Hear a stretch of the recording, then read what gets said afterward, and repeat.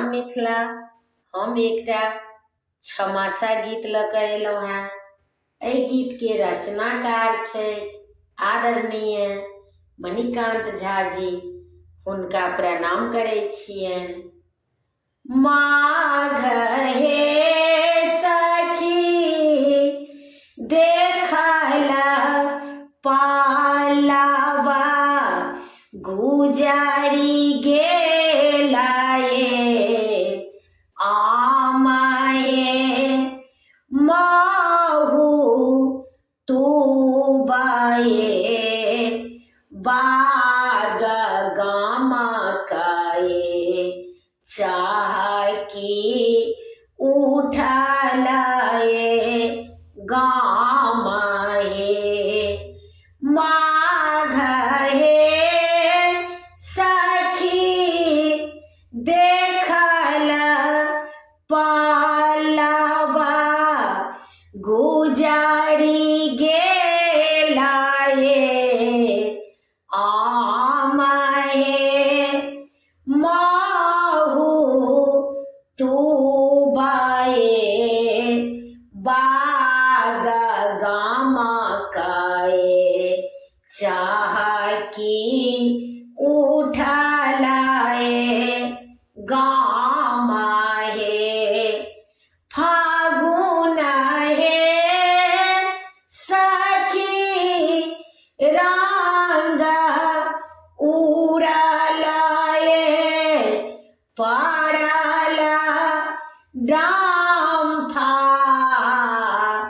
थाप हे फागुन हे सखी रंग उड़ालाए पड़ला डाम्फा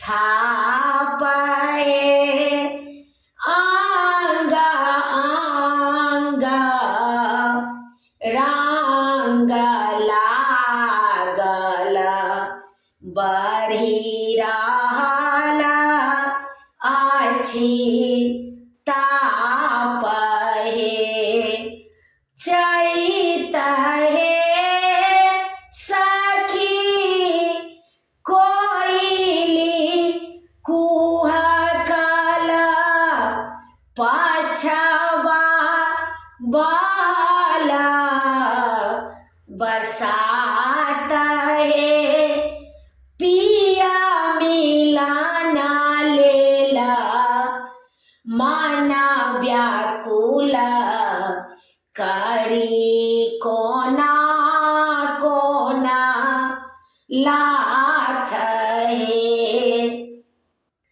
पिया मिलाना लेला माना व्याकुल करी कोना कोना लाथ हे बैसाख हे सखी मास माधव मकरंद दल घुरियाए हे लाज कोना बाँचत आपन सूझाए नाही उपाय जेठ हे सखी हेठ मनुआ सूरज उजिला थी आगी हे मन कराइया छोरी नगरी जाई कतहु भागी हे मन कराइया छोरी नगरी जाई कतहु भा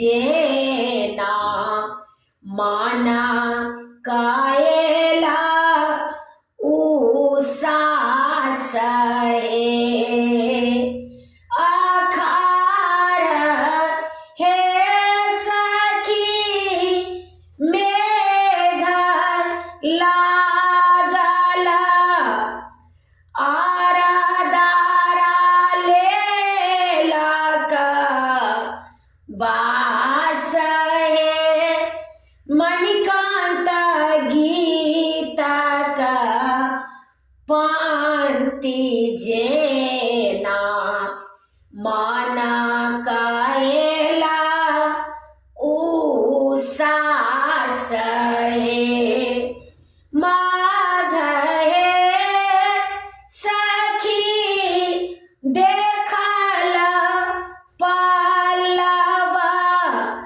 गुजरी गेलाए आम हे महू तू बाए बाग गामा कए चाह की उठलाए गाम हे। प्रणाम मिथिला, सब गोटे के प्रणाम करे छी। गीत नीक लागत तो कमेंट में कहे जाब। हमर यूट्यूब के लिंक अछि रंजू अजय मिश्रा क अहाँ सब गोटे के आग्रह अछि जे कनी सब्सक्राइब करी। कमेंट बहुत कम रहैया। जय मिथिला।